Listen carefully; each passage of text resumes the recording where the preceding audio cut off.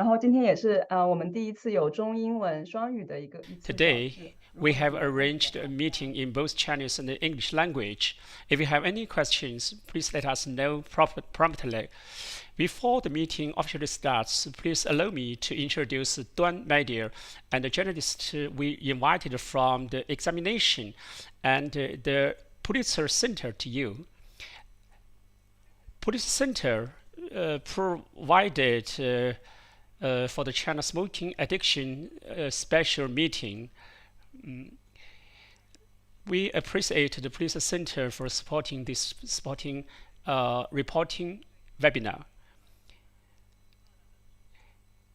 The series of reports of China's smoking addiction is a cross-border reporting. We cooperated with a new media called The Examination. They focus on global public health issues. We also cooperated with a multinational investigative agency from Germany to complete and publish this report in different media. Now let me give you a brief introduction to the Duan Media. Some listeners may be the first time to hear of this name. Duan Media is an independent Chinese media. We focus on in-depth, diverse, and international Chinese reports. We are a member-supported media, so everyone is welcome to support us. Let me introduce the examination. The examination is independent non-profit organization. We are pleased to invite Jason, a journalist from The Examination, and Jude, a staff writer from Duan Media. They will talk to us about the story behind this report on China's smoking addiction. Let's first ask Jason and Jude to say hello to everyone and ask them to briefly introduce how they came into contact with this topic. Hi, everyone. It's a great pleasure to join you. And thank you very much to Lulu and the Pulitzer Center for hosting me and for hosting this talk. So with respect to this article about China tobacco that Jude and I and a couple other partners worked on, the Examination, I think, as Lulu may have mentioned, is a brand new organization. And this was actually one of our first articles that we published all together. As an organization, as she mentioned, we focus on preventable threats to human health, particularly with a focus on industries that harm human health. So that includes polluting industries that damage our air, damage our water. It includes big food companies that sell us unhealthy food and market those to people. That's led to diabetes and obesity in a lot of parts of the world, as well as tobacco, which is in many respects the industry that harms the most people in the world. So as we started looking at where we could do stories about tobacco everywhere in the world, it quickly became apparent that China is the country that suffers the most from the tobacco epidemic, that it has far, far more smokers than anywhere else, and that the health consequences are far more damaging. And then the more that we learned about China tobacco and the nature of its relationship with the state, we were able to see why China has had a very difficult time lowering its smoking rates. And that's really because, as we gathered over time, because of the power of the company to shape China's health policies. And I'll pause just for a moment to let the translator catch up. Okay. Lulu, I can talk about the slides if you want to show the first slide. Right. Okay. Yeah. Shall we go ahead? It is working, right?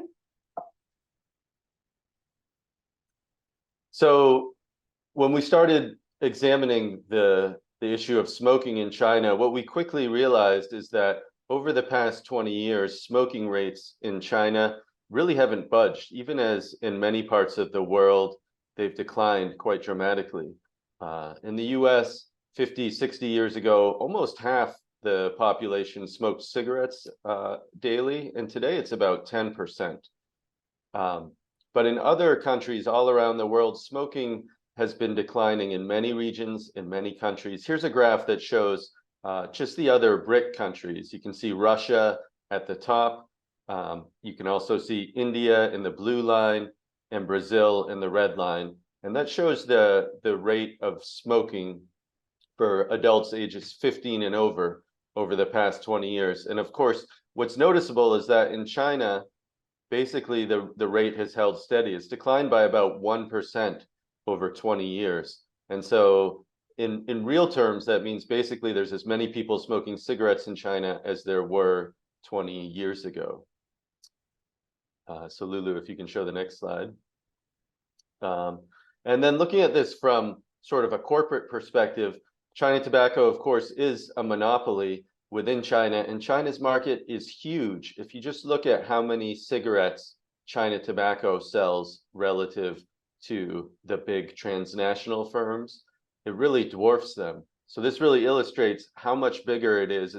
It's almost 4 times as big as Philip Morris International or British American Tobacco. Those are the two biggest Western giants that sell cigarettes all over the world. In fact, China Tobacco last year produced more cigarettes than the next 13 tobacco companies combined. So if we can go to the next slide. And so as one of the things that we did as part of this article was one of our data reporters spent a lot of time getting production statistics from the company itself and from government documents. And one key thing that happened in the global tobacco control movement was the signing of this WHO Framework Convention on Tobacco Control, which was implemented in China in 2006. And this graph shows that even after China signed this global tobacco control treaty and vowed to take a number of measures to essentially reduce smoking through smoking bans, through a host of measures, cigarette pack warning labels, raising taxes, cigarette sales really climbed rapidly. And of course, this period aligns with a period of rapid economic growth in China. And so the cigarette company for the last 20 years has been doing very, very well economically. Now, we do see in 2015, there's a significant dip in cigarette production, and that coincides with essentially the only tobacco tax increase in China over the past quarter century. And that really had a profound impact on cigarette production in China. And then afterwards, we see it slowly rising again. And we do know from our reporting, both from what Jude was able to get from reaching out to his contacts and from what our other partners were able to get from reaching out to our contacts, is that China Tobacco really vigorously fought any effort to increase tobacco taxes, again, within the Chinese government. And because it is such a powerful company within the government, it's been very effective at doing that. We can go to the next slide. And now the question then is, what are the health harms of all this smoking, right? There's more than 300 million smokers in China. And as we can see in this graph, this is data from a survey called the Global Burden of Disease Survey, which attempts to estimate the health impacts of various risk factors and diseases in every country in the world. And it's fairly controversial. There are some people in public health that feel like their data isn't strong, that it's not the highest quality. And so, but there's others that say this is, for a lot of countries, this is the best way that we can measure public health threats. So with that caveat in mind, this graph shows how rapidly lung cancer deaths have been rising in China, and then comparing that with some other countries, the US, India, Russia, Brazil, and so forth. And you can see China as the blue line. Just over the last 30 years, essentially, according to the Global Burden of Disease, lung cancer deaths have tripled, while you see in other countries, they've essentially remained flat. We go to the next slide. Here's a similar graph also showing smoking attributable deaths from heart disease. So this is a measure, again, of the number of excess deaths from heart disease that are attributable to smoking. I know this is a little bit of a complex topic, but basically many people, of course, die of heart disease without being smokers. This is a measure of the people who died of heart disease that was attributable to smoking. And again, we can see in China, it's climbed much more rapidly than elsewhere in the world. And in fact, in a number of other countries, the number of deaths has been declining. We can go to the next slide. Yeah. So I think that'll give you just a sense of how we came to this story. And I think one thing that jumped out to me in reporting this story, one source told me that in all of public health all around the world, the thing that could be done that would have the greatest impact on the greatest number of people, that would save the most lives, is to rein in China's tobacco monopoly. Because as part of this reporting, we estimated that if China had reduced smoking at the same rate as the rest of the world, just since 2005, about 80 million fewer people in China would be smoking. And so if you take that figure, 80 million, it's a huge figure, given that essentially half, as many as 2/3 of long-term smokers will die of a smoking-related disease. It's a huge number of early deaths that's really not comparable to any other public health threat around the world. The magnitude is just so great. Okay, thanks, Jason. 谢谢 Jason， 我稍微给翻译一点时间转。I will give the interpreter a little time to switch the channels from Chinese to English. Thank you again, Jensen, for your meaningful introduction. There is another reporter for this series report. His name is Jude, and he's also a staff writer for the Duan Media. Jude conducted many interviews for this whole reporting. Jude, would you please tell us a little about yourself, and then to add something to Jensen's introduction if you have. Hello, everyone. My name is Jude. In the past, I was doing some reporting for domestic media on achieving health and public health. In the process of my reportings, I have been concerned about the problem of tobacco control. As Jensen said just now, tobacco control is the most important public health issues in China because many chronic diseases are naturally related to smoking. Tobacco control in China is another issue that is constantly being marginalized. So when I knew that Jensen and his colleagues are willing to participate in this report on tobacco, I was surprised at first. Later, in this reporting process, I also had chance to cooperate with many American journalists, and I was impressed of their rigorous and solid working attitude. Thank you, Jude. In this series of reports, Jude specifically interviewed some tobacco farmers in Yunnan province. His interview report revealed the position of tobacco growing in the whole tobacco industry and dug into China Tobacco's investment projects outside industry. Now let's invite you to tell us about his interview experience in Yunnan province. Okay, in the process of planning this report, I found a problem with the previous reports on China's tobacco. This problem is very important, but we have not touched on. This problem is about tobacco growing. I checked many historical reports and only found one relatively detailed report on tobacco growing in 2005. This report was written from a perspective of tobacco industry. Therefore, its conclusion was only about how to better support the tobacco growing industry. However, a good thing of this report is that it revealed the plight of tobacco farmers. Since then, there was no other impactful reports about tobacco growing. Therefore, when planning this series report, I told Lulu that we should pay attention to the tobacco growing issue. Another background for this reporting is about China's tobacco control policies. These policies has always focused on the demand side, such as smoking-free legislation, but they has not paid enough attention to the supply side. I think they may be due to the influence of China's tobacco monopoly system. Another thing is that China lacks of research data on tobacco growing, and it's impossible to know the living condition of tobacco farmers. Therefore, I decided to visit tobacco growing areas at that time. China's tobacco growing area are mainly in the southwest regions such as Yunnan, Sichuan, and Guizhou, and especially in Yunnan province. In the process making of this report, I found there is a historical connection between Yunnan and tobacco. Growing tobacco in China started in the late Ming Dynasty. The earliest growing area are in Fujian and Guangdong provinces.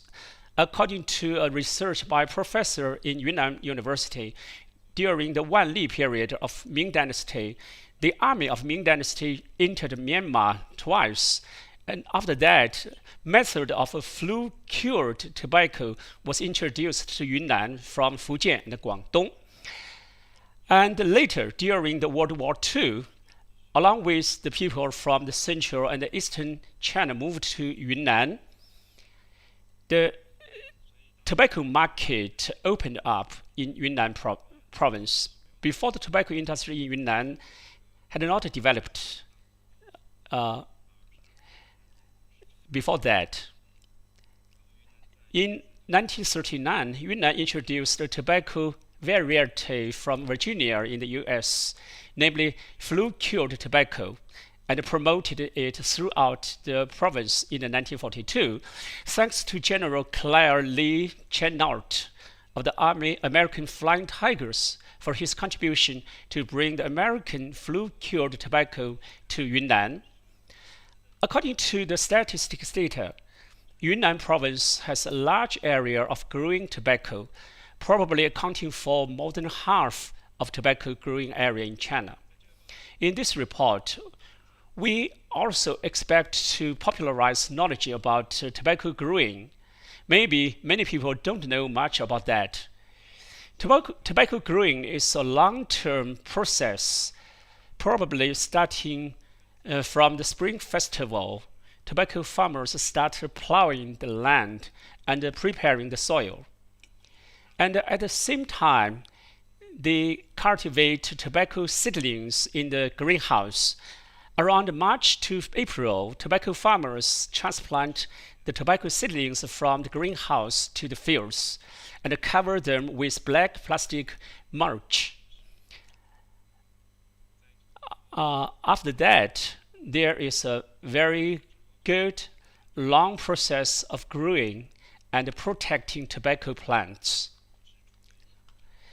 Because tobacco is a very fragile plant, they are often attacked by insects, so the farmers have to spray pesticide and fertilize them regularly. And I think the tobacco plants is a balanced plant. In general, each tobacco plant may have 15 to 20 leaves, but tobacco farmers don't want to keep too much of them, because the more leaves there are, the poor quality of the leaves will be. Tobacco leaves with poor quality cannot be sold at a good price. Therefore, farmers need to pinch the tips frequently. They just want to ensure each plant has 15 to 20 leaves. Fertilizing is also a more difficult thing. In my interview, tobacco farmers told me that they usually apply fertilizer after raining, because in this way, the fertilizer will not be washed away by the rainwater. So, if a tobacco farmer has as many as 100 mu of tobacco fields to manage, it will be hard for him to conduct refined management. With the growing of the tobacco plants, by July to August, tobacco leaves are almost mature, so the farmers start harvesting tobacco plants. Tobacco plants should be harvested piece by piece, rather than harvest them all in the manner of machine farming. Normally, for each tobacco plant, harvesting of tobacco leaves we need 4 to 5 times. The earliest harvesting time is in August. Mainly cut the leaves close to the roots. This kind of tobacco leaves are called food tobacco or law tobacco, and the quality of them is not very good. Because the selling price is quite low, many tobacco farmers would like to discard them in the tobacco fields. The best tobacco leaves are at the middle part of the tobacco plant. They have good quality. As for the leaves near the top of the tobacco plant, they will be harvested at the last time. Harvesting tobacco plants are normally in the early morning around 7 a.m. because farmers are afraid of that the sun will evaporate the moisture from the leaves. Due to the need of flue cured of tobacco, farmers have to fill in a flue cured room with tobacco leaves at one time. In order to harvest tobacco plants well, farmers need to hire more temporary laborers to help them.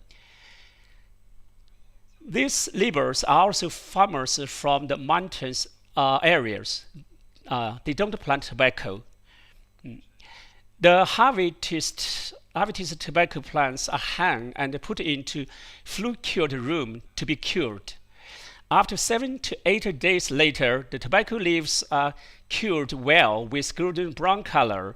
The farmers took them out of the flue-cured room and sort them in different parts based on the quality. You can see this old man. He is sorting the laurel leaves. You can see that the color of the tobacco leaf is not a good color. It may take 2 to 3 days to sort these leaves. Like these tobacco leaves in basket, most of them will be discarded back to the tobacco field. Tobacco farmer will keep the good tobacco plants into the warehouse and pay attention to prevent moisture. If the tobacco plants is wet, the selling price will be lower. It's about the end of September. Tobacco farmers will sell their tobacco leaves at a purchasing station. So in the process of my interview, I found that tobacco farmers are very hard at their work. They don't have time to rest during the whole growing process. And their income is very low. I interviewed two families of tobacco farmers. In one family, the father and his son grew 25 mu of tobacco plants. At the busy time of harvesting and flue-cured tobacco plants, they hired some temporary laborers from the mountain area to help them. Except this period of time, the father and his son managed the tobacco planting by themselves. For example, fertilizing, spraying pesticide, etc. They tried to control the cost of growing tobacco in this way. However, their income is still quite limited. I did a rough calculation of income for the family with 2 tobacco farmers and found their income is not much higher than that in 2005. Another family I interviewed is in Linchang County. 3 brothers together contracted 200 mu of land, and one of them has 100 mu to grow tobacco plants. It seems that he is operating a small farm. This guy had 30 people to help him in the whole growing process, but not enough. These 30 laborers come to work every day, helping him to fertilize, spray pesticide, and so on. I asked the reason why he plants 100 mu of tobacco fields. He told me that he planted 30 mu of tobacco fields last year, but he couldn't get much money after deducting the related costs. Therefore, he wants to plant 100 mu of tobacco fields this year to see if he can get higher income with more growing area. Unfortunately, the case is not as he expected. The growing area expanded, but the quality of tobacco plants decreased. So his income didn't increase much compared with when he planted 30 more of tobacco fields. On the other hand, there is a potential risk for health when growing tobacco plants, as the nicotine in tobacco will enter into the human body when their skin touches the tobacco plants. Another thing is that the local government gave support to tobacco farmers for their tobacco growing. This can be seen in this report. There may be 3 reasons that the government provides support to farmers. The first one is that the Chinese government abolished the agricultural tax since 2006. All agricultural products except tobacco plants are not subject to tax, but the tax on tobacco plants is still there. It can be seen from some literature that this decision is based on the comprehensive consideration of the central government. The reason to keep tax on tobacco plants is that the tobacco plants tax is different from the other 18 legislated tax on agricultural products. This tax revenue doesn't need to pay to the central government, but only to the county level government. Therefore, the local government of county, which plants tobacco, will be able to collect tobacco plants tax. So this local government will encourage tobacco planting.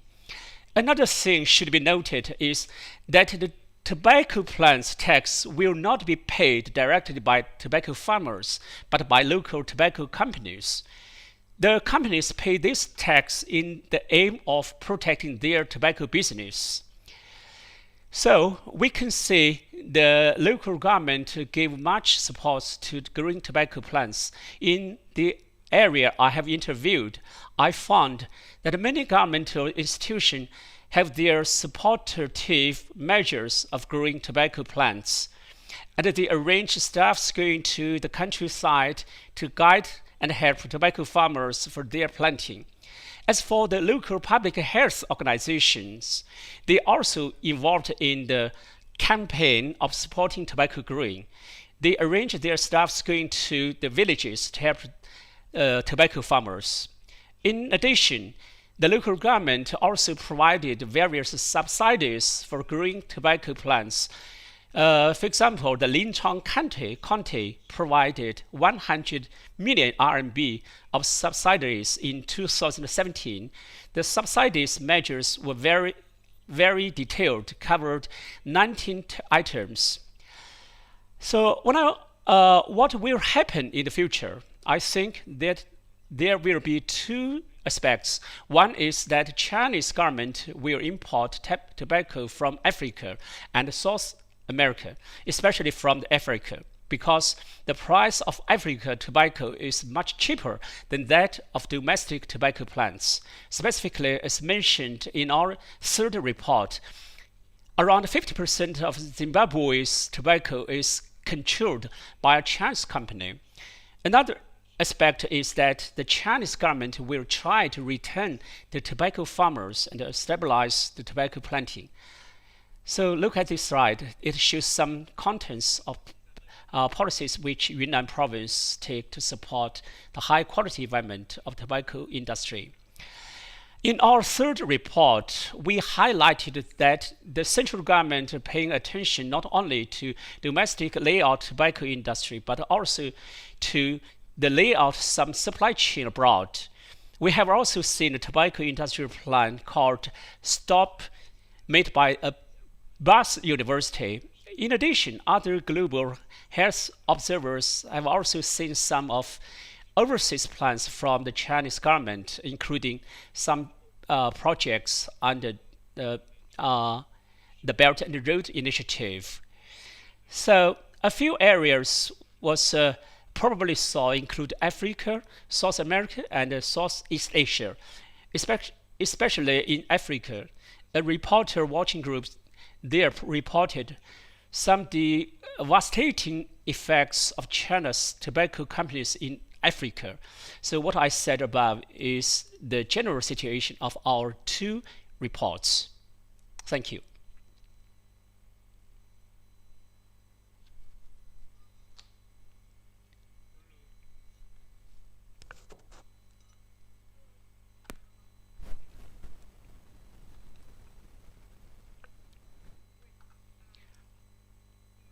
Can you see the screen, everyone? I'm sorry.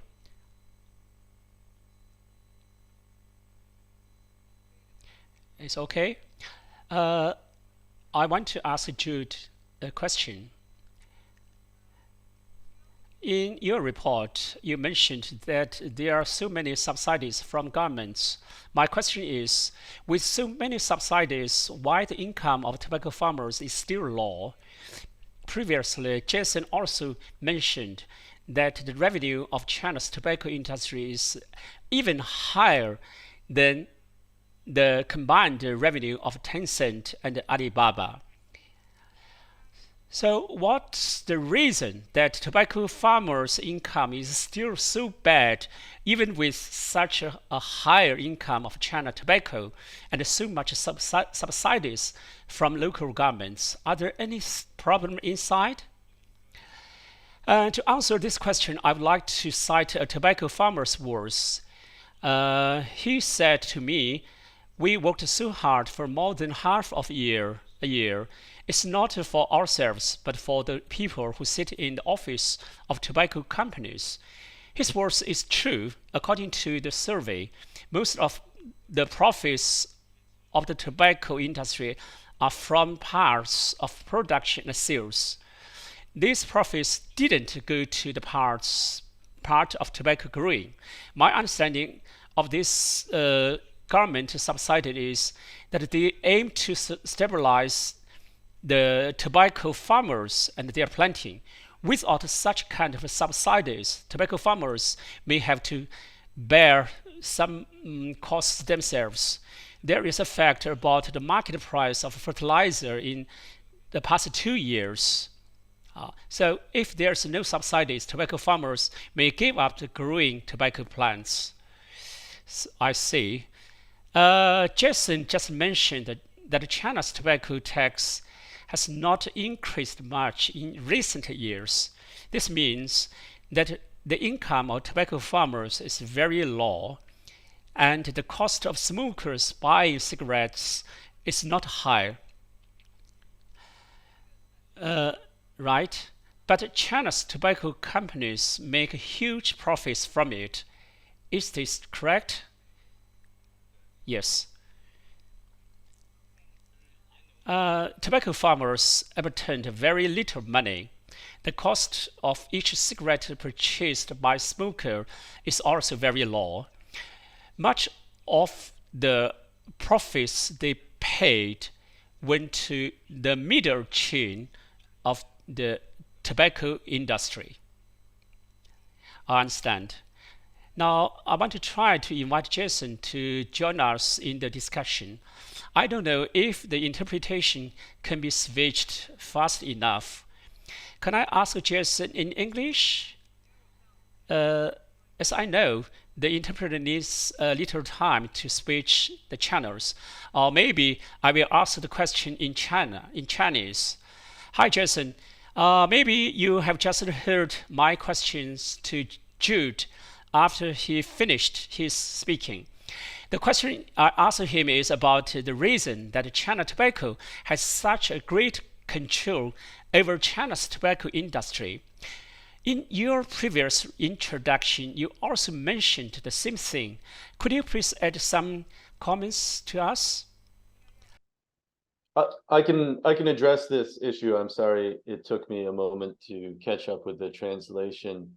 Indeed, I think Jude did a great job in his reportage highlighting the fact that even though this is an enormous industry within China, the benefits of this industry, such as they are, the monetary benefits, are not distributed equally throughout the value chain.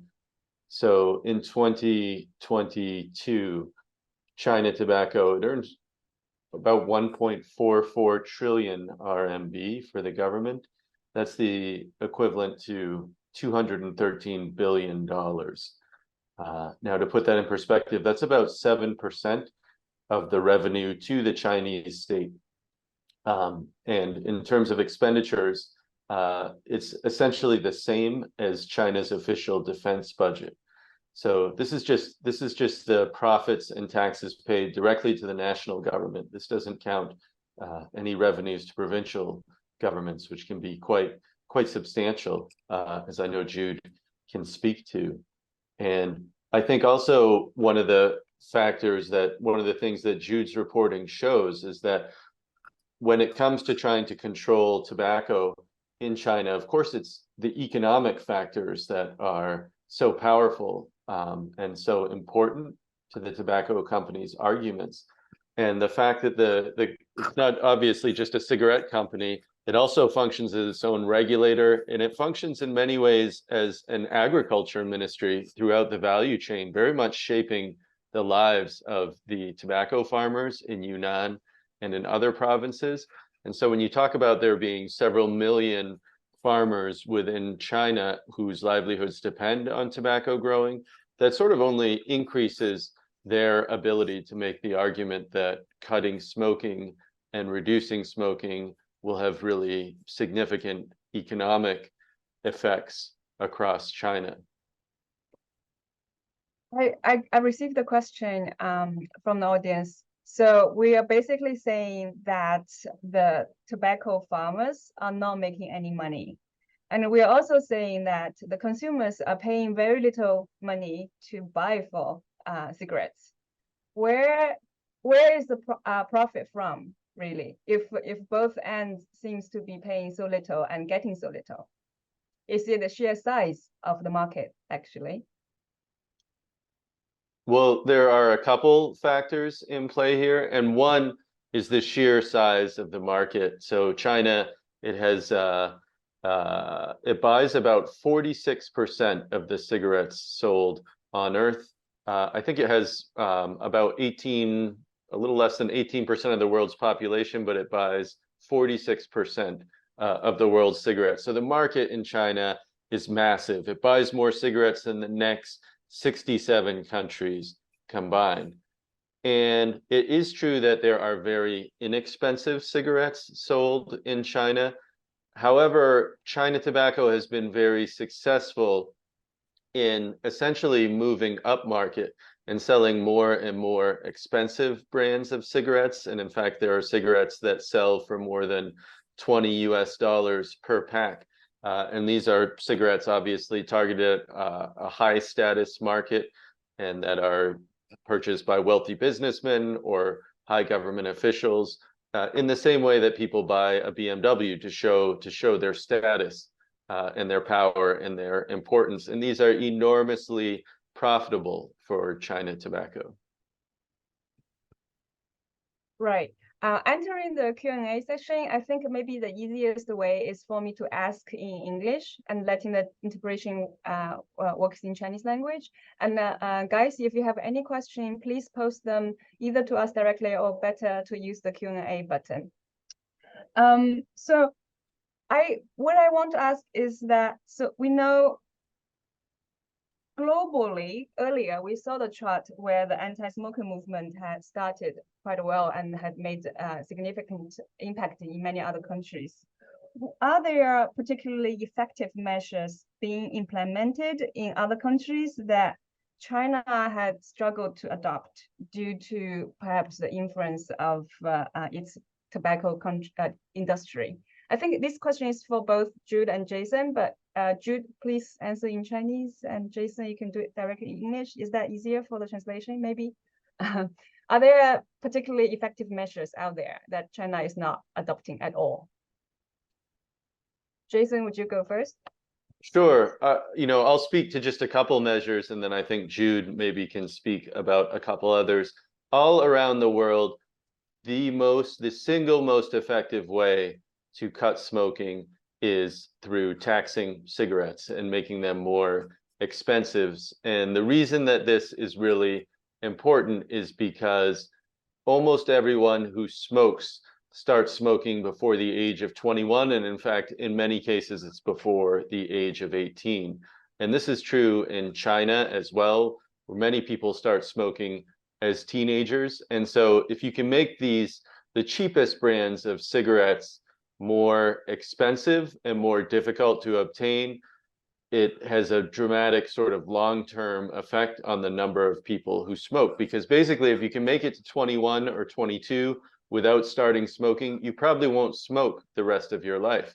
Now, China Tobacco, all the tobacco companies know this well.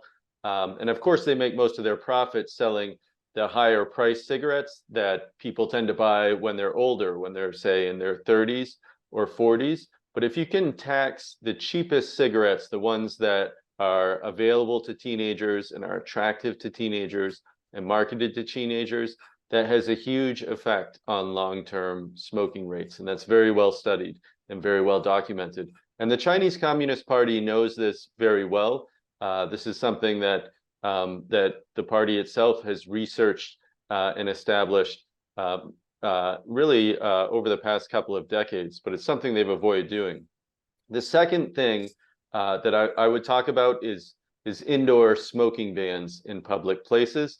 And China is certainly not the only country that has struggled with this, but it is one of China's key commitments under this WHO anti-tobacco treaty, was to pass these indoor smoking bans.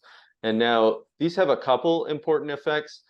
On the first level, it protects people from the harms of secondhand smoke. By some estimates, there's 250,000 people who die each year in China because of the effects of diseases in effect caused by secondhand smoke. So we're talking about totally banning smoking in a given restaurant, not saying you can smoke on this side of the restaurant, but not on another side of the restaurant, because we know the smoke will just cross from one side of a restaurant to another. But sort of the second important aspect of smoking bans is that they denormalize smoking. And this is something that's really evident in North America, in some parts of Latin America, and Europe, where these have had an effect, is that by not allowing smoking in bars, at concerts, things like that, essentially the smokers, they face some sort of social exclusion. They have to go outside to smoke. They have to leave their friends, leave the party. And as a result, smoking just becomes a much less attractive habit socially, to the extent that it's much easier for it to become denormalized. It's not something that people do who live healthy, functioning lives, if that makes sense. Right. Thanks, Jason. Jude, so if, taxing and indoor smoking bans are proven effective measures, from your reporting, what can you tell us about these measures in China, and why are they being implemented so slowly in China?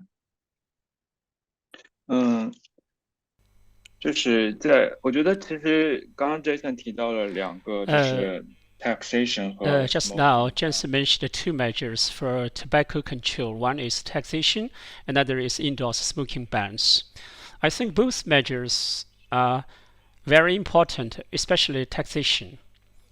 China increased its tobacco tax in 2015. In the first 2 years of that, sales of cigarettes declined. But after that, sales of cigarettes increased again. Actually, this is not the first time that China increased tobacco tax. The first time is in 2009. In fact, the issue of raising tobacco tax is very complicated. In 2009, Chinese government increased tobacco tax, but the price of tobacco didn't rise. The reason is that the increased part of tax revenue was absorbed by the cigarette producing enterprises. And only the tax increase in 2015 really had impact on the consumption of cigarettes. Another problem in China is that the increased tobacco tax has had no relation with the increase of expenditure in public health. In the world, many countries increased their investment in public health industry using the increased tobacco tax revenue, or set up a special foundation for tobacco control. But China's government didn't follow these practices because China Tobacco is a state-owned company. The increased tobacco tax revenue was just transferred from one department to another one. So, tobacco tax increase couldn't contribute to tobacco control in China. Another policy for tobacco control taken by some countries with low and middle income is to print smoking harm warning pictures on the cigarette package. As for the two measures of printing warning pictures on package and smoking bans in public places, China's tobacco companies didn't follow them because they are not willing to do. Almost all of Chinese tobacco companies are trying their best to block the legislation on smoke-free. When I was doing this report, I also reviewed the negotiation on the WHO Framework Convention on Tobacco Public Information. I learned that during the negotiation process, China's government sent a delegation, but the main representatives were not experts in the field of public health, but from the TMA. Members from the TMA accounts for the 20 to 25%. They joined in the negotiation, striving for more benefits for the tobacco industry. They made many proposals, one of which was related to smoking harm warning on the cigarette package. In the earliest text of the convention, the National Health Authority shall be responsible for printing smoking harm warnings on the cigarette package. However, during the discussion at that time, representatives from the TMA requested to change the words of National Health Authority to National Authority. This is equivalent to providing an opportunity for the TMA to implement the printing of warning pictures on cigarette package. Later, China's government granted the TMA this authority. However, the TMA didn't follow the WHO's requirement. They just printed the words "smoking is harmful" instead of "smoking harm" warning pictures on cigarette package. Some listening may not understand the situation in China or the China's TMA. So Jude, could you please let us know the relationship between China Tobacco Corporation and China's Tobacco Monopoly Administration? Around in 1984, China's government began to implement a national monopoly system for tobacco industry. Monopoly means that China Tobacco Corporation is also the State Tobacco Monopoly Administration. China Tobacco Corporation is not only an organization for production and sales of tobacco products, but also a management organization for the tobacco industry. In other words, it is both a manager and an operator of tobacco industry. It's an enterprise.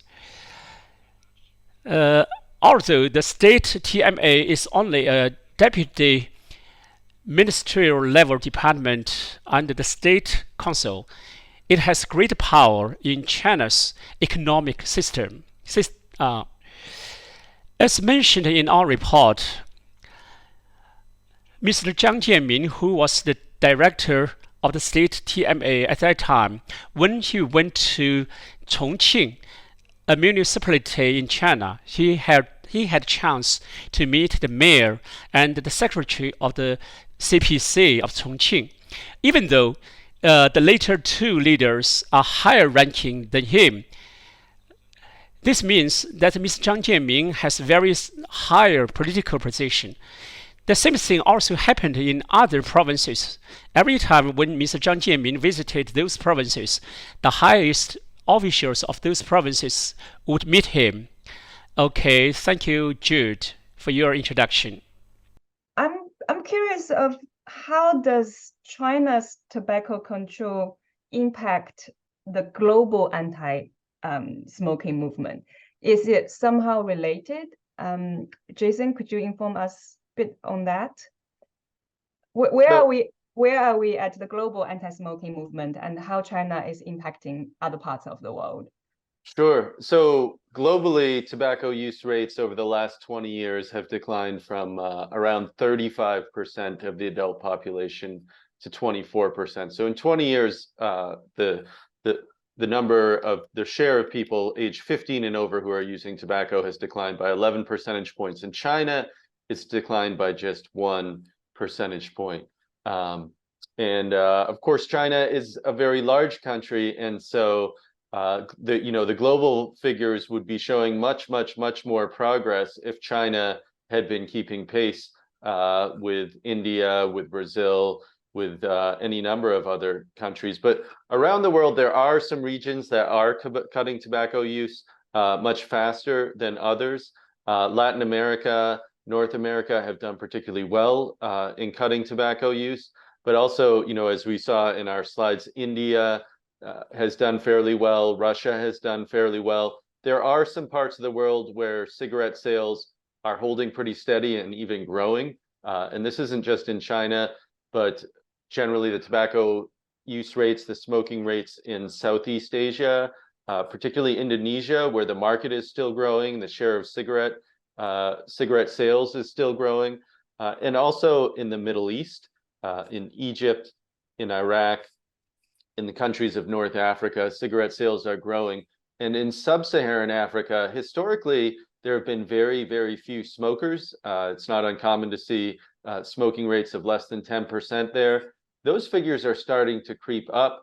And in part, this is because the tobacco companies are seeing that many of their traditional markets, I'm speaking now primarily about the Western transnational companies in North America and in Europe, those markets are in decline. So as they're seeking growth, they're looking at these other markets in the Middle East, in Southeast Asia, and in Africa. And in some respects, we see China Tobacco trying to sell more of its cigarettes overseas. And it is, as Jude discussed, a player particularly in Southeast Asia and in sort of some of the smaller countries near China. It's been a little less successful so far in marketing cigarettes in Africa, in the Middle East, in Latin America, but there's some indications that it's certainly starting to try much harder to expand its reach than previously. Thanks. So in the article, there's an interesting award called the Dirty Ashtray Award that was given to China at the time because China's tobacco company had a enormous lobbying power in WHO's negotiation process. But I noticed that Japan, US, and Germany were also on that Dirty Ashtray Awards. Do we know more about the following anti-smoking measures of these countries? Where are these dirty ashtrays now? Are they doing better these days? Do you know more? This is a great question, Lulu. So this was an award that was given out by sort of a consortium of anti-smoking groups, civil society groups, who are very influential at these global tobacco negotiations. And certainly China, at these negotiations 20 years ago, tried very hard to weaken the treaty. As our reporting detailed, it went so far as even changing the Chinese translation of the official treaty after it had been negotiated to make it weaker. But China was not alone in sort of arguing for the treaty to be weaker, less encompassing, to include fewer mandates about smoking. The US, Germany, and Japan also were given this Dirty Ashtray Award, in part for doing exactly the same thing at the negotiating table. And that is in particular to protect their domestic tobacco industries. The US obviously has a huge domestic tobacco industry, tobacco growing region, and the companies, Philip Morris, what was known as Reynolds American, were very influential on U.S. politics, particularly on Republicans in the U.S. government. And so we actually saw during the negotiation period in the 90s under the Clinton administration, the U.S. had pushed for a very strong anti-tobacco treaty. And then when control of the White House shifted to President Bush, the U.S. took a significantly different tact when it came to this, and they were pushing actually for a weaker treaty. And ultimately, the U.S. never even ratified this framework convention on tobacco control.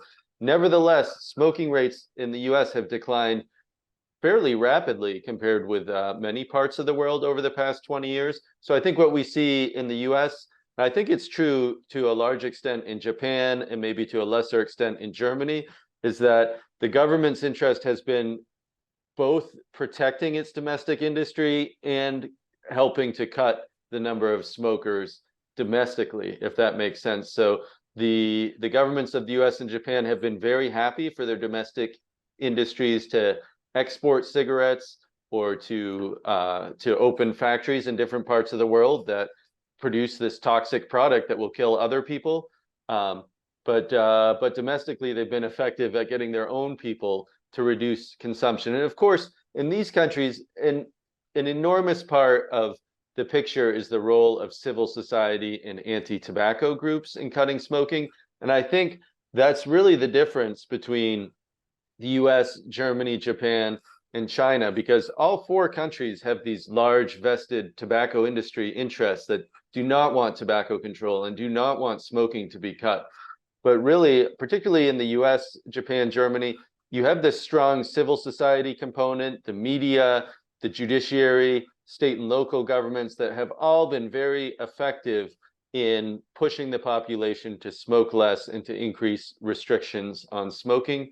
In China, there really isn't that counterbalance, because certainly in the US, the Congress, the traditional policymaking methods were really corrupted by the tobacco industry. And so if it weren't for civil society or some of these other methods for cutting smoking domestically, we wouldn't have seen that drop in smoking rates.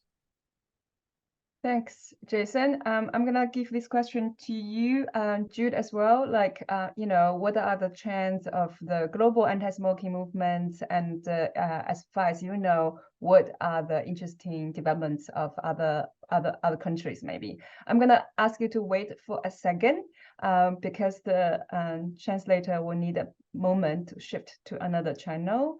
And as we are waiting, if you have questions, please post them at the Q&A place, and we should be able to address them one by one.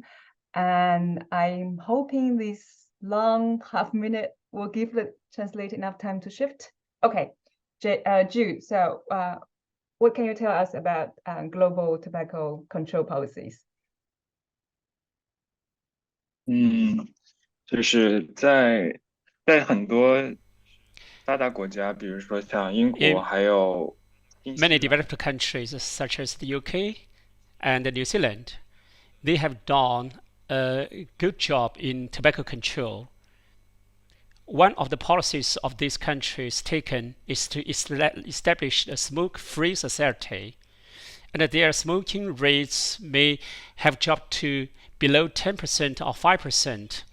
These countries are considering harm-reduced practices, such as the UK's introduction of e-cigarettes and Sweden's gum-like product, which is called snus. By promoting this kind of alternative tobacco products, they hope that the remaining 5% of smokers will switch to these harm-reduced products. While implementing these measures, these countries also want to completely prohibit the teenagers under 14 years old to buy cigarettes in the UK, to establish the smoke-free society. But this proposal also is controversial, because there is no certainty that these harm-reduced products can actually reduce harm. And there was no complete conclusion from the academic society in this regard. On the other hand, there were still some people who opposed the complete smoking ban. For example, in New Zealand, one party proposed to overturn these measures on smoking. The situation in China is completely different from these countries because China's tobacco industry has a strong position to affect the policy making. The issue of cigarettes in China is a big one, and the context is very different. Okay, thank you, Jude. There are a few questions at the Q&A. I will list one that's, I think it's going to be for both of you. But do you guys know how the Chinese tobacco tax was banned? Because it obviously is an enormous number. Is there any data showing where this tax money goes? I can Jason, yeah. Jump in on that, and Jude, maybe you'll have greater insight than I do. My understanding is that the money just goes to the at least that which goes to the central government is just going to the central treasury, and since money is fungible, it can be spent on any government priority. I mentioned earlier that the tax and profits that are given to the central government are equivalent to what China spends on its defense budget. Of course, it's not necessarily true that every RMB of tax or profit flows directly from the tobacco company into building a naval ship or purchasing an airplane. It's just a functional equivalent of that. What we do know is that China's spending on tobacco control is very, very low at the central government level, almost non-existent. In fact, much of the tobacco control work that is done within China is funded by NGOs, very often foreign NGOs, including the Bloomberg Philanthropy, which I should disclose is also one of the examinations funders. The Gates Foundation historically has funded a lot of tobacco control programs, as has the WHO, but very little of the cigarette tax or profits from China tobacco is used to fund tobacco cessation, tobacco control measures, and I think that's a real issue, and that's a real problem. And the other piece of this, which we touched on in our article, is that as China has become a more restrictive, more authoritarian place over the last 5 or 6 years, the space even for these NGOs, for these foreign NGOs to carry out tobacco control work has become much, much, much smaller, to the extent that many NGOs, many people in this field are very demoralized because they feel like they can't work effectively. And so this is sort of perhaps an unforeseen consequence of some of the political changes within China. Right. I'm going to give the question to you, Jude. Do you know where the enormous profit goes? I mean, would they go to different government departments? And do we have any ways to tell? Also, has there been any changes maybe since COVID? And then obviously there's more attention on public health. Could it be that the enormous profit would go to somewhere that's helpful? Sorry, I'm also lasting the question a little bit so that the translator can change channel. I think that's enough. Jude? 就中国的烟草税去哪里了？确实我们没有。 We have not seen any clear data on the whereabouts of China's tobacco tax revenue. As we know that at the annual National People's Congress, some representatives put forward proposals suggesting that the Ministry of Finance use tobacco tax revenue to set up a special fund for public health investment. However, the Ministry of Finance didn't support such a proposal because they believe that such a special foundation will affect the efficiency of using these funds. Therefore, we believe that these revenues are entered into a large fund pool. As for how these funds are allocated, we don't know. As we mentioned earlier, tobacco tax revenue is paid to the central government. However, tobacco tax is kind of consumption tax, including alcohol, automobiles, etc.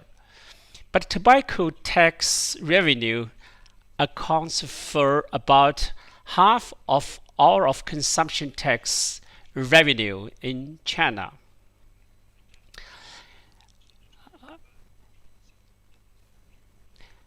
So in the past few years, China has been considering legislation on the reform of consumption tax, but it has not been completed yet.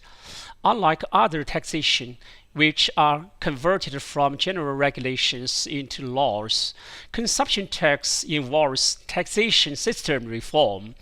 This reform will reduce the proportion of central governments and leave a portion of them to the local governments. It means that the local governments can collect certain part of the consumption tax revenue, except for the part turned over to the central government. What worries some experts is that this consumption taxation reform may encourage local governments to promote the sales of cigarettes, because the more the sales of tobacco products, the more revenue of tobacco tax the local government will get.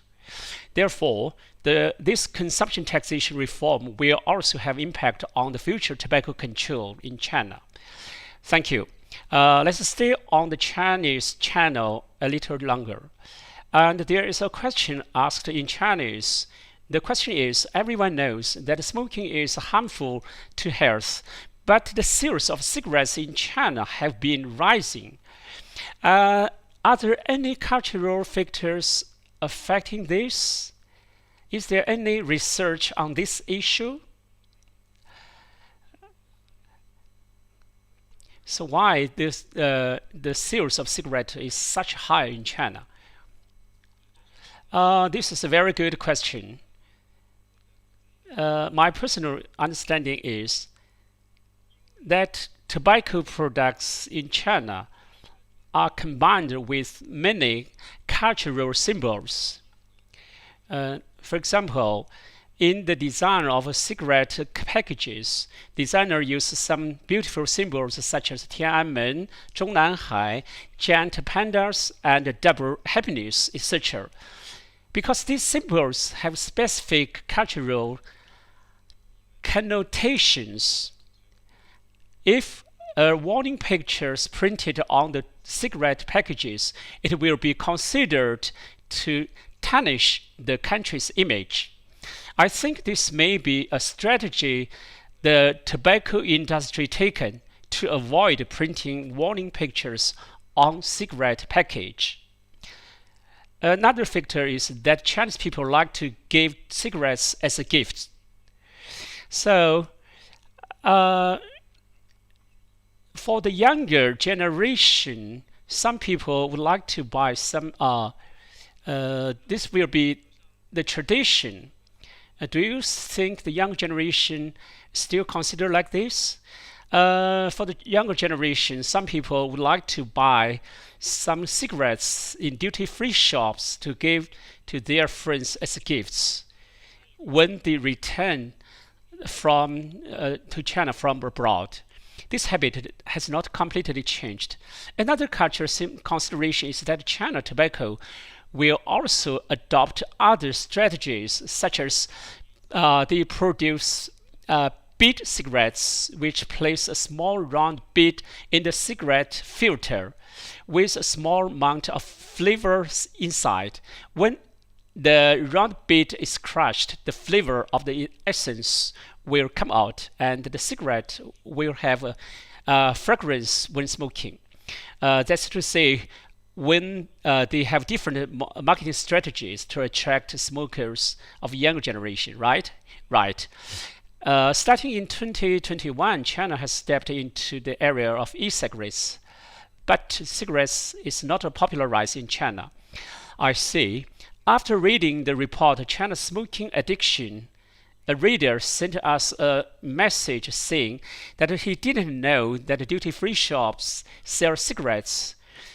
When he arrived at a duty-free shop, he found that there are so many cigarettes for sale in the duty-free shop, so he feels surprised.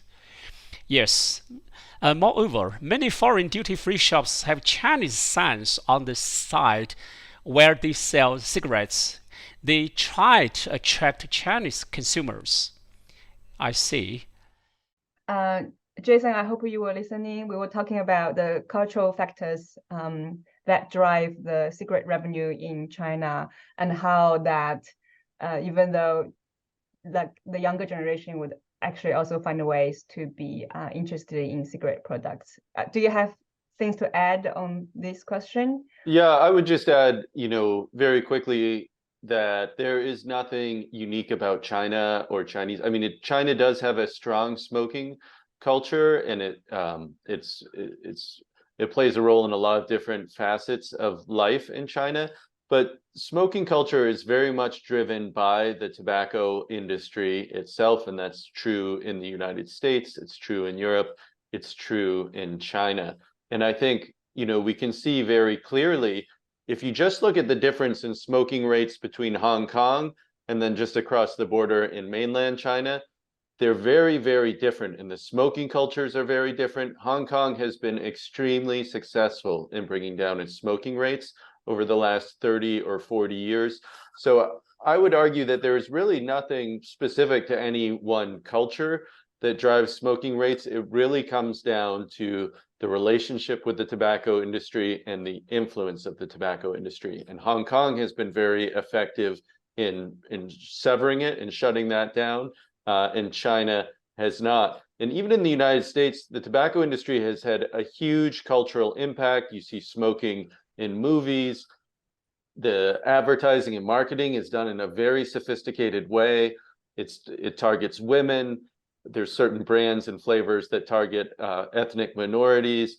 And there's this historically, there's been this strong association with sophistication, with cool, even with feminism that goes along with smoking. This all has its roots in the tobacco industry and its marketing. And the same thing is true in China to a very large extent.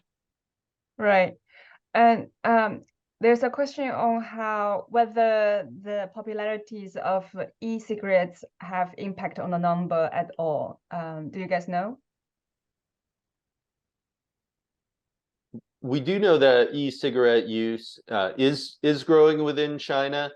Relative to other parts of the world, it's still a fairly limited number of people who are using vape e-cigarette products or the heated tobacco products.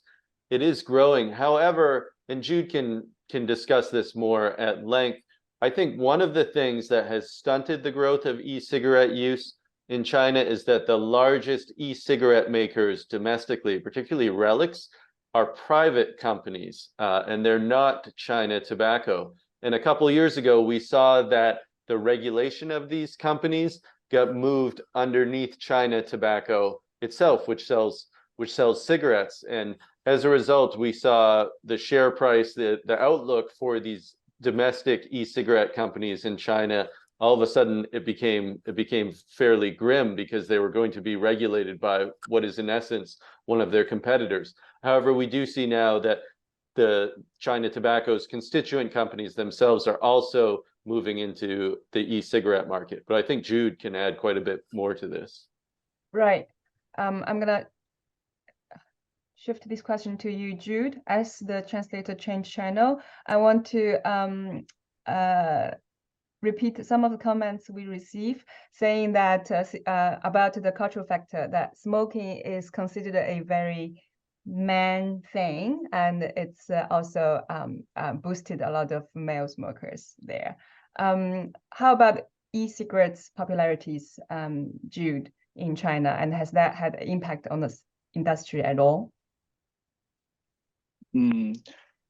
电子烟的销售的数据，我们好像能看到最新 The 的数据，其 data 实是在 on 2020 e-cigarette sales in China is in the 2021, just before the traditional cigarette industry took control of the e-cigarette industry. This data shows that the e-cigarette sales are rising, but not as fast as that in the US. We don't know what impact the regulatory policies will have on cigarette sales. We don't have the latest data. But I think that with the new regulatory policy, there will be many younger people turning to e-cigarettes. On the other hand, the traditional cigarette industry will get a lot of benefits from the e-cigarette industry because according to China's current policies, e-cigarette industry is only responsible for the production, and the e-cigarette products must be sold through the channels of traditional tobacco industry. This means that the traditional cigarette industry and the TMA can get much profit from selling e-cigarettes. Thank you, Jude. We are still in the Chinese channel because the last question requires both of you to answer.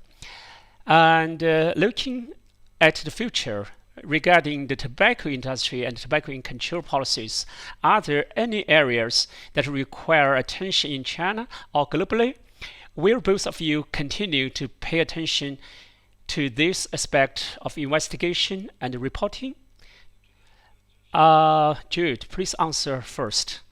I think one aspect that needs to be considered regarding e-cigarettes and smoking harm reduced products is whether these harm reduced products can truly reduce harms. In other words, how the global tobacco control and anti-smoking fields view harm reduced products is very important. How about you, Jason? What are other further series or further investigations or other areas of interest that you are looking into now, and what should we be paying attention? So I think one thing that is of interest to both Jude and I is the way that China Tobacco has adopted many of the discredited marketing strategies of Philip Morris and of the other transnational tobacco companies. And it's essentially using many of the same strategies that these Western tobacco companies used in the 1970s and 1980s. And foremost among these is the sale of certain types of cigarettes called low tar cigarettes, which are marketed as being somehow less harmful or better for you.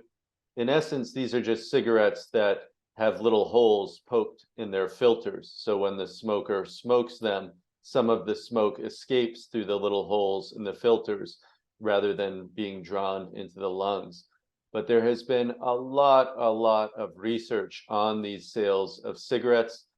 They used to be marketed as light cigarettes in the US or milds. They're not allowed to do that anymore because the research has shown that those cigarettes are just as harmful as regular unfiltered cigarettes. The filter itself is an illusion. People think by smoking filtered cigarettes, they're somehow doing less harm to themselves. In fact, what happens is that studies have shown this again and again, is that smokers compensate. Smokers are chasing nicotine. So if they're smoking one of these low tar, low harm cigarettes, they'll inhale the smoke more deeply. They'll smoke more cigarettes. And essentially all the data shows that people will get lung cancer or a host of other diseases at the same rate as if they smoked an old-fashioned non-filtered cigarette or a regular filtered cigarette. And so in many other countries around the world, the tobacco companies are prevented from marketing some of their cigarettes as being low tar or low harm. It's a lie. In China, that's not the case. And in China, we see that China Tobacco has been very aggressive in marketing Chinese style cigarettes, low harm cigarettes, advertising the tar content or writing the tar content very prominently on the cigarette packages, which gives the consumer the false impression that these cigarettes are somehow safer. Thank you, Jason. And I really would like to thank both of you and others who've worked on this series of reporting. I mean, I remember very well when I first saw a non-Chinese package of cigarette. I don't smoke, but when I saw the package, I was shocked by the severe disease picture on the package. And I remember wondering already at the time, that must be like, I don't know, 20 years ago, like, why is this package of cigarette looks different from my dad's package of cigarette? And I really appreciate that decades later, your stories really helped answer that question. And then we learned so much more of the type of industry that is actually behind these packages of cigarettes that's everywhere. I think we're heading toward the very end of the oh, hold on. There's a last minute question coming in. Any challenges doing the stories? What are the most difficult part of doing these stories? And I want to point out how that you guys are working collaboratively on these stories. And for Jason, it's not possible for you to interview in China. And for Ju, what are the difficulties and challenges in collaborating on these stories?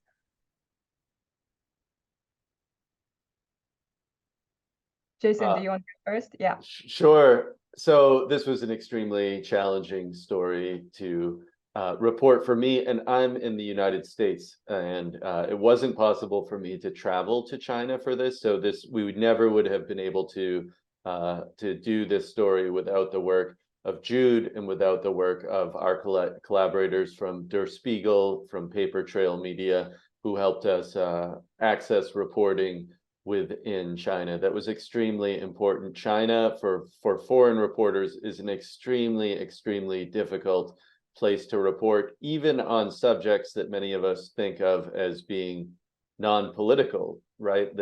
We're talking about smoking here. We're not talking about Tibet or Xinjiang or human rights or democracy. We're talking about cigarettes, which is something people have known for decades kills you and kills people. And yet in the current political climate, and this is something that's changed even over the last 6-7 years, discussion of this within Chinese media, within Chinese civil society has become greatly restricted. So it has been, it was extremely challenging, and without the work of so many different collaborators on different continents, inside and outside China, we never would have been able to report on the company.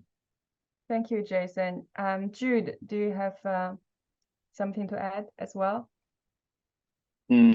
对，然后我想补充的就是， what I would like to supplement is that the tobacco industry has published less and less data in recent years. I remember that in the 2017, tobacco tax increased and the cigarette sales dropped. The media has reported this situation based on the tobacco industry's own public data, including sales volume of the previous year, plans of the next year, etc. But since that time, no media has publicly reported such data. I really wanted to know the actual sales of cigarettes in the past 2 years. So I went to the library, checked online, and bought some internal tobacco industry publications, but found nothing. The tobacco industry is actually like a black box, and many policies and documentations are not made public. In this report, we mentioned 2 aspects involving the legislation within the tobacco industry and the recommendations made by the TMA. These are very limited things we can say about the TMA's intervention in the smoking-free legislation. I think the lack of public information adds much difficulties to this report, and also as many obstacles to China's tobacco control campaign. Okay, Thank you, Jude, and thank you, Jensen. Our time is up. If you are a member of Duan X Media, you will know that we are an independent media that relies on the members' resources to exist. Therefore, at the end of this year, everyone is welcome to recommend relatives and friends to renew their subscription to the Duan Media. We have a great year-end discount, which is get dual membership of Duan Media and the Wall Street Journal. Thank you again, everyone. If you have any questions, you can contact us via email. Thank you all, and welcome to continue to read the series of report on China's smoking addiction. Thank you. Thank you.